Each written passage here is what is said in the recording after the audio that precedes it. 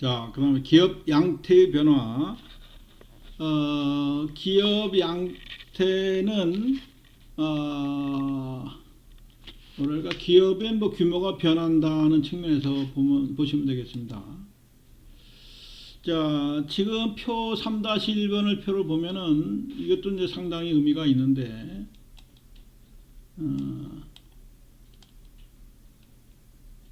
매 연도별로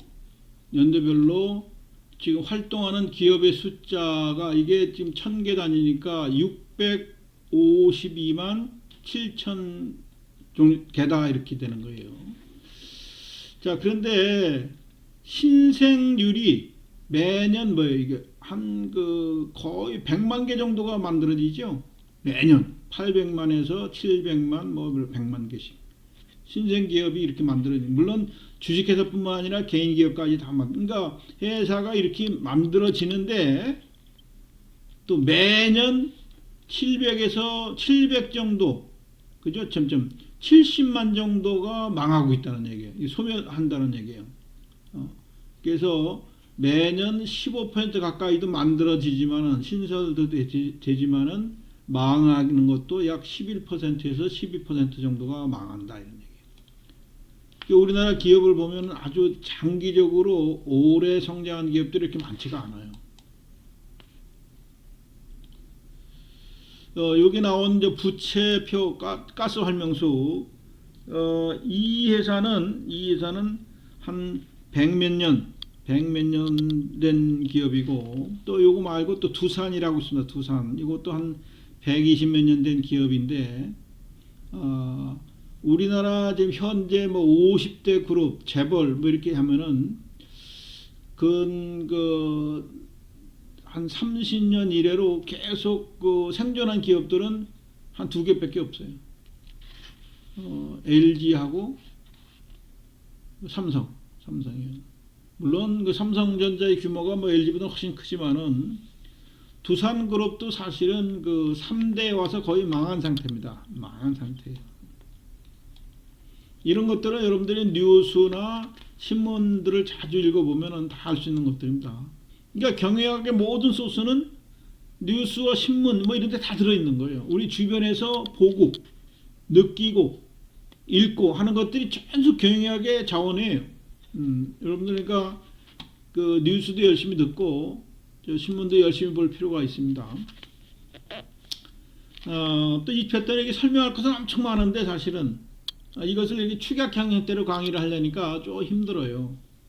시간 조절하기도 힘들고, 물론 우리는 요거 뭐 1시간 뭐 3시간에 다 배우지만은 이것은 뭐 한 학기 정도에 배울 수 있는 정도의 레인지가 있어요.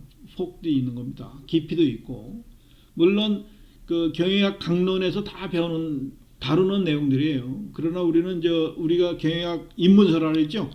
입문서. 경영학 입문서이기 때문에 조금 맛배기로씩 보여주는 겁니다.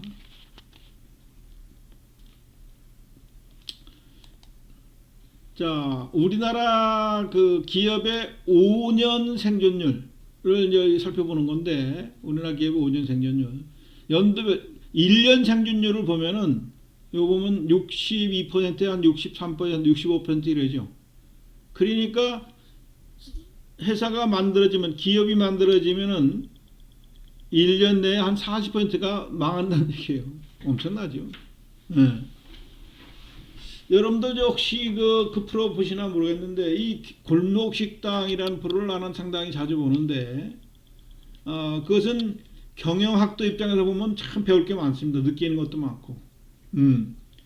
물론 백종원이 하고 하는 사람이 음식을 어떻게 하고 하는 걸로 우리가 배우고 있습니다만, 경영학도 측면에서 볼 것이 너무나 많아요. 그것도 식당도 경영이거든요. 그것도 기업이에요. 근데 아무런 대책도 없이 몇 천만 원에서 뭐 몇억 가지 돈을 써버리고 몇 년 내에 망하고 울고, 아무런 조치가 안 돼 있는데 제일 하기 쉬운 게 식당 일련이 해가지고 음식 간도 못 맞추면서 식당 하는 사람들도 있잖아요. 너무나 엉터리인 거예요. 그러니까 아무런 준비도 없이 막 회사를 식당도 오픈하고 양품점도 오픈하고 그냥 귀동량으로 인해서 사전 조사도 하고 면밀히 검토도 하고 내 돈을 몇백에서 몇천씩 쓰면은 그 꽁돈 날아가는 거 아니에요. 내 돈이잖아요. 그죠? 그러면 사전 준비를 철저히 해야 되는데 그냥 대강 해버려요. 대강.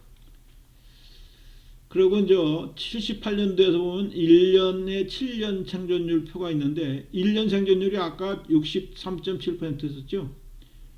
그래가지고 2년 생존하는 거, 뭐 3년, 6년, 그러니까 7년 이상 가는 기업이 80%밖에 안 된다는 거예요. 그러니까 100개가 만들어지면은 한 20개는 80개는 망해서 없어진다는 소리예요. 그죠? 너무 쉽게 만들고 너무 망한. 그래 놓고 뭐 나라가 어떠니 뭐 정부 규제가 어떠니 뭐가 어떠니 엉뚱한 소리들 한다고요. 요새 코로나로서 이런 뭐 여러 가지 시장 경제가 안 좋긴 하지만은 나도 이렇게 다녀보면은 야 대박 나는 음식점들 아직도 줄 서서 먹더라고. 응? 그 정도는 돼야죠. 아무나 하기 쉽다고 문 열고 그냥 팔이 날리고 앉아 있고 이거는 사업이라고 볼 수가 없는 거예요. 그죠? 자, 그러니까 우리가 기업을 창업을 해서 시작도 하지만은 그 성장 과정에서 기업을 인수하거나 합병하는 경우가 있습니다. 예적 성장의 주요 수단으로서 M&A라는 것들을 많이 하는데 M&A 이게 이제 우리나라 97년도 예원 이후에서 아주 일상화되어 있고요. 뭐 미국이나 뭐 해외 시장에서도 이런 M&A라는 것들이 엄청나게 하고 있습니다. 특히 여러분들이 잘 아는 뭐 구글이라든가 페이스북, MS, 마이크로소프트사 이렇게 이제 기업이 너무 잘 돼가지고 돈이 넘쳐나면요, 그 돈을 어디 쓸 데가 없어요. M&A를 잘하면 되는 거예요. 그런 기업들이 많습니다. 그러니까 우리가 나쁜 표현으로 기업을 사냥한다 하지만은 이것도 하나의 방편이라고 보면 됩니다. 보통 M&A라고 하면 M&A는 merger, 이거 합병이라 해요. 합병. acquisition이라는데 이거는 그 인수, 구입한다는 의미가 있어요. 좀 더 풀어서 얘기하면 merge는 두 집단이 결혼하는 것 같은 경우예요. 매수는 그쪽을 사들이는 거죠.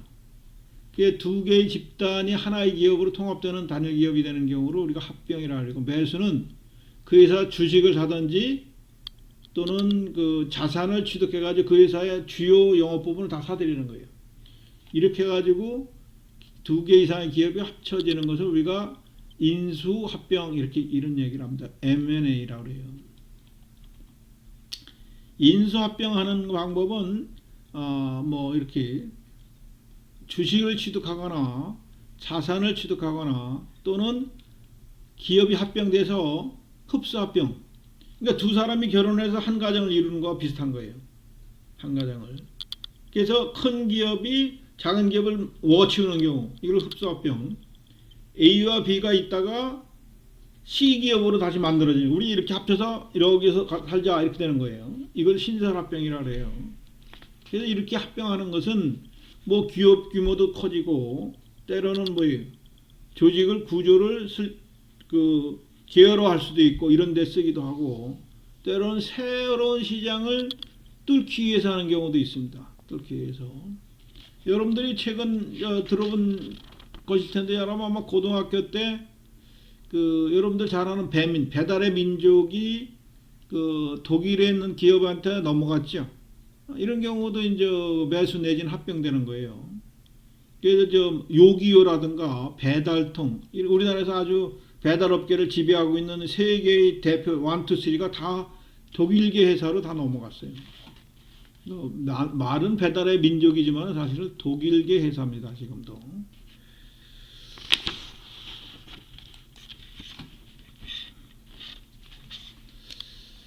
자, 인수합병이 해외 시장에서도 상당히 많이 이루어져서 뭐예요? 1년에 2018년도만 해도 3만 건이 넘죠. 우리나라는 뭐 겨우 700건, 800건이지만 아직도 그렇게 활발하지 않은데 인수합병이 활발히 지금 이루어지고 있다는 얘기예요. 그러니까 인수합병이라는 시장이 상당히 복잡합니다. 복잡하고 또 인수합병에 관한 회계도 엄청 복잡해요. 그래서 중급 회계까지 해서도 잘 안 배우고요. 합병 회계는 소위 고급 회계에서 다루게 됩니다. 고급 회계에서.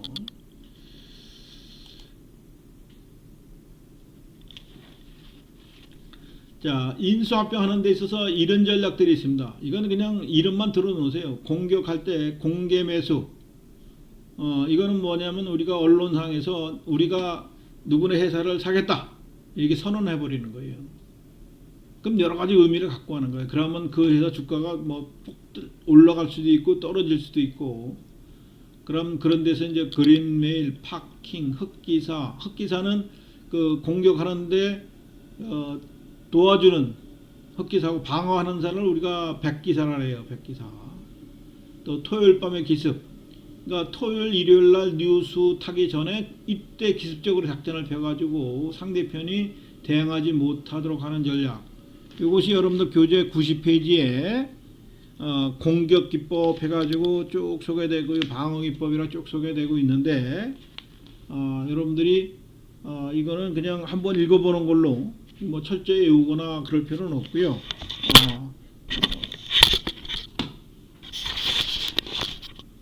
이런 것들이 있다더구나 하는 정도로 여러분들이 그냥 알아두시면 좋을 것 같아요. 방어 수단으로서 백기사, 흑기사에 대응되는 거예요. 그래서 우리나라 기업들도 금융 사냥꾼이라 뭐 외국의 그 소위 펀드들에서 우리나라 그 기업을 뭐 인수하겠다고 뻥쳐가지고 뭐 그냥 배당금 막 받아내고 하는 사례들이 꽤 있습니다. 우리나라 기업들이 보통 외국 투자 전문가들한테 당하는 경우가 많죠. 평면, 독약, 저방, 왕관, 보석 뭐 이런 것들도 있는데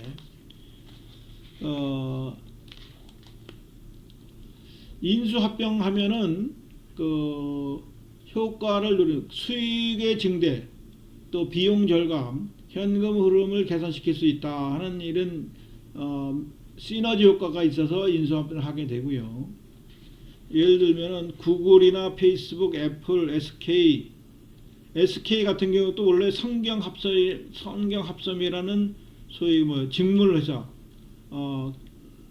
옷감을 만드는 회사였었는데 오늘날은 SK가 유공, 소위 석유회사 있고 또 반도체사로 커버렸죠. 확 바뀌었습니다.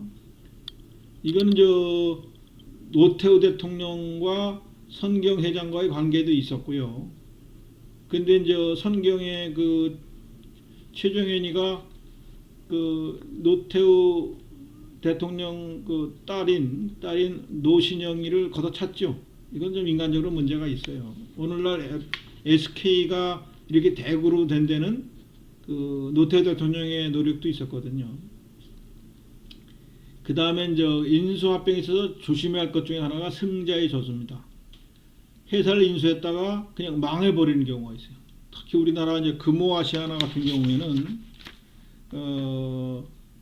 대우건설을 인수했다가 그걸 다시 매각했어요. 회사가 어려워져서. 그러고 또 대한통운도 인수했다가 어려워져서 CJ를 팔아버렸었어요.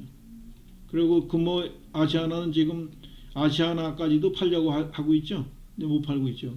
그런데 이제 금호아시아나의 아시아나 항공을 그 한국화학그룹에서 살려고 계약금을 무려 한 3,600억인가를 썼다가 그걸 인수를 포기했어요. 이게 사봐야 괜히 똥덩어리 안게 되겠구나 해가지고 3,600억 원을 그냥 휘주각처럼 날리면서 포기를 했다는 거는 뭐예요?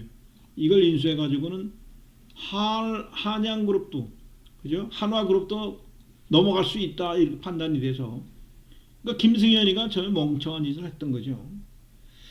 그리고 웅진코웨이도 무슨 건설회사 인수했다가 그 설립자가 다 날라갔었죠. 망해가지고 지금 원래 웅진코웨이도 웅진이라고 하는 그 소위 그 서적 원래는 이제 그 영어 테이프 팔아가지고 성장해서 여러분들 그 학습지들 있죠. 웅진코웨이 학습지. 그러다가 이제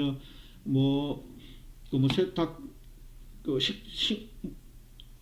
물 냉온수 나오는 거 뭐 이런 것까지 쭉 사업을 넓혔다가 건설회사까지 욕심 부렸다가 회사가 다 망했었습니다.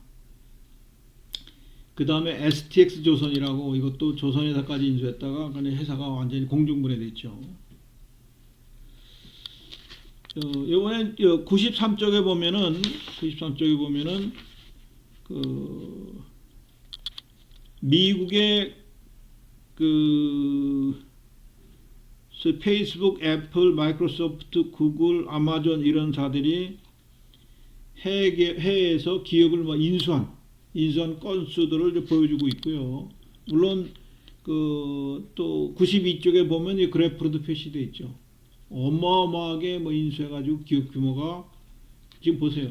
2010년도에 이런 정도로 규모였다가 애플이 이렇게 컸어요. 물론 애플이 핸드폰 잘 팔아서 이렇게 커진 거죠. 구글, 마이크로소프트, 페이스북, 아마존 이런 기업들이 미국의 돈 되는 기업, 세계 돈 되는 기업들은 뭐 다 사들이고 있는 거예요. 이것이 기업 M&A 전략으로 되는 것이다 하는 얘기 좀 적다가